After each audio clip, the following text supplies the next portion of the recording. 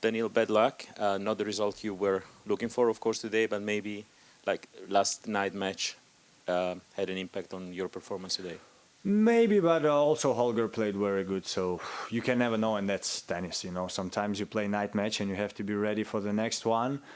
So yeah, I'm definitely not going to complain about this. It's a pity Holger had doubles, because that's the reason why I couldn't play fourth match.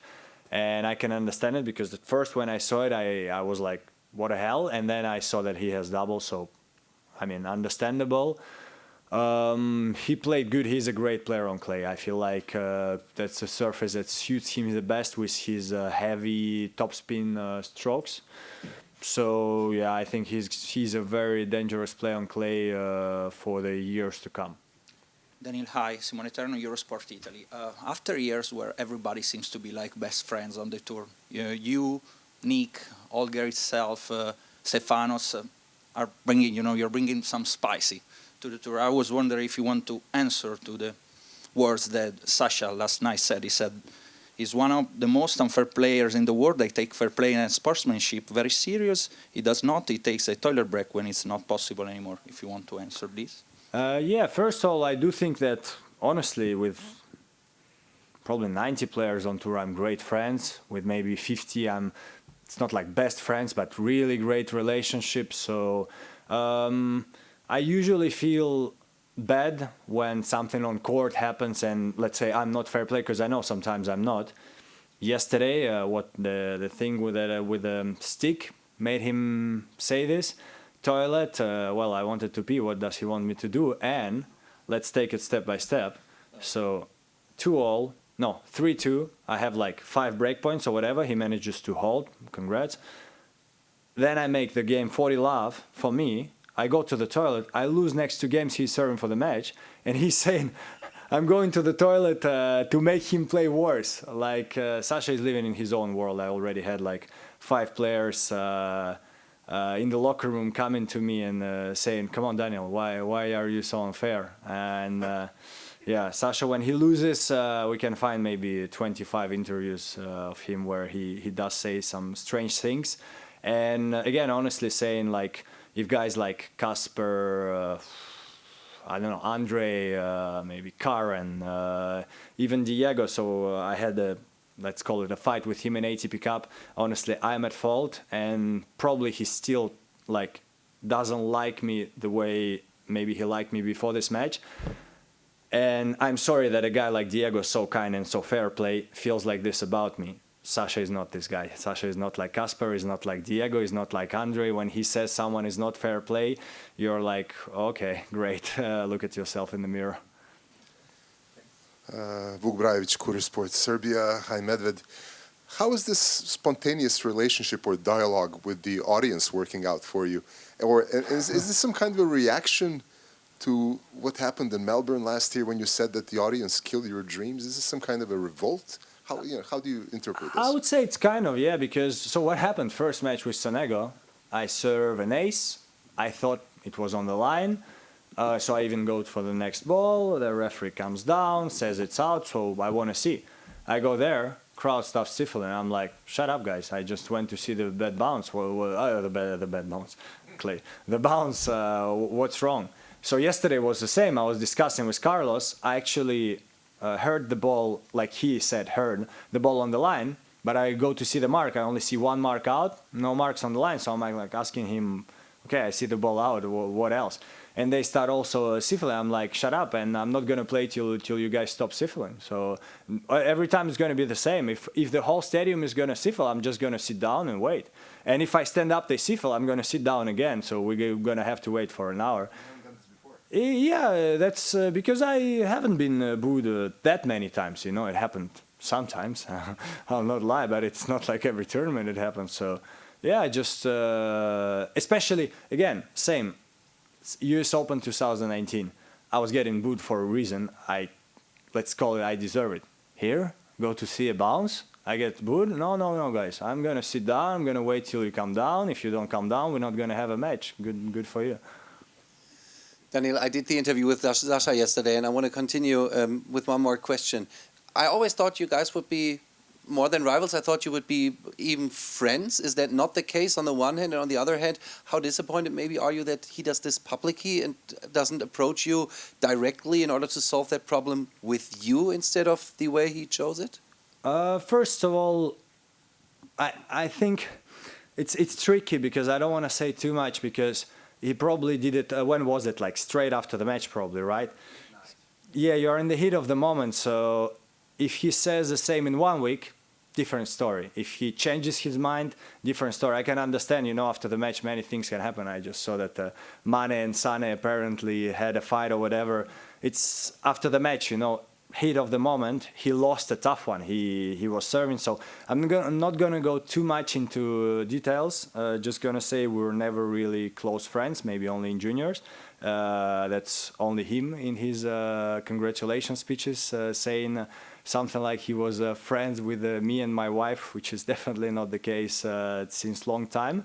I never said this. And so, yeah, it doesn't disappoint me at all.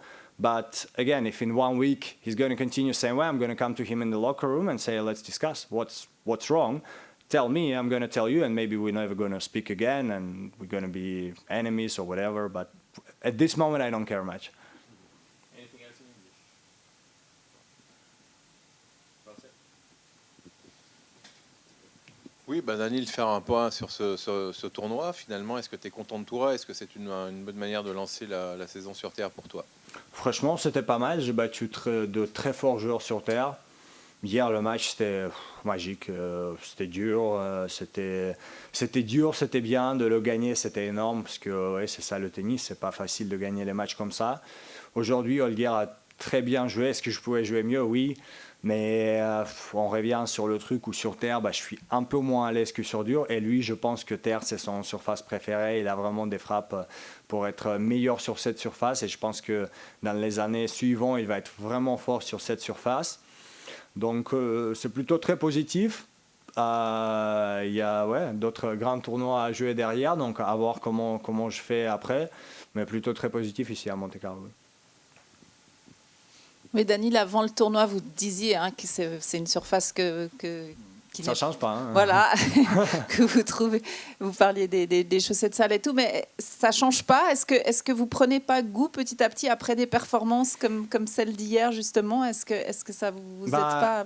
Ça me plaît pas. Ça me plaît bien de gagner ce genre de match.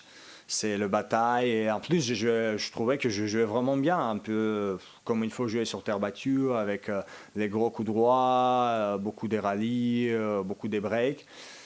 Mais qu'est-ce que je peux dire? Je préfère le dur parce que je peux mieux récupérer sur dur. Je pense que mon corps, j'ai fait quelque chose de plus fluide sur dur, donc je peux mieux récupérer des matchs.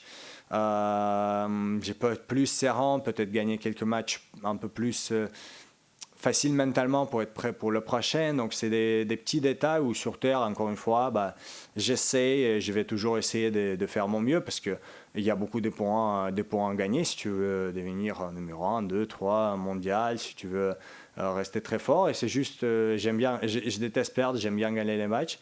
Mais oui, j'aime pas la terre battue. Encore des questions? Daniil, l'info du jour aussi, c'est que Rafa ne jouera pas encore Barcelone, que Novak est peut-être blessé au coude, apparemment dimanche, il s'est fait très mal. Ouais. Il y a des témoins qui ont assisté à des scènes. Ça change la donne pour Roland Garros? Est-ce que tu t'intéresses à... Non, mais après, c'est quand même les deux grands favoris, quoi. Oui, ça c'est sûr. Encore une fois, c'est comme avant le tournoi ici. Pour moi, ça ne change pas, en sachant que si j'arrive à jouer bien et je suis en demi, et il n'y a pas Rafa et Novak, là, ça change. Donc, en toute façon, vu quoique Rafa il est moins bien classé, là, oui, ça peut... Oui, mais bon... en fait, et déjà, je pense que Rafa va jouer Roland Garros. Bon, je ne suis pas dans son corps, je ne sais pas ce qui se passe, donc je ne veux pas du tout être intrusif. On va voir, mais s'il joue, c'est le grand favori. N'importe, il est blessé, il n'a pas joué un match, c'est le grand favori de Roland Garros. Il a gagné 14 fois, si je ne me trompe pas. Donc, oui, en gros, pour moi, ça ne change pas. Mais si j'arrive à bien jouer, être loin, là, le tableau, il devient plus facile quand il n'y a pas les deux mecs qui gagnent 44 Grand Chelem. Et qu'est-ce qu'il faudrait changer dans votre jeu, finalement, pour que ça aille un tout petit peu mieux? Parce qu'on sent qu'il ne manque pas grand-chose, finalement. Vous jouez très à plat, c'est clair, mais qu'est-ce qu'il faudrait changer quand même? En fait, j'essaie de changer, c'est de jouer un peu plus avec les trajectoires, un peu plus spinner la balle parce que jouer vraiment à plat sur terre, c'est dur, ça va pas marcher tout le temps, surtout contre des gros joueurs. Et c'est le même aujourd'hui contre Holger, je trouvais que j'avais le jeu pas si mal, c'est juste qu'il était un peu plus décisif au moment important et ils sentent le jeu un peu mieux, ils sentent à quel moment il faut peut-être être agressif, défensif. Moi, je le sens un peu moins, c'est ce que je sens très bien sur dur. Et ça, je ne pense pas que c'est possible de le changer, mais je vais toujours essayer de le faire. Et si un jour j'arrive à être monstrueux sur terre, je vais être que content.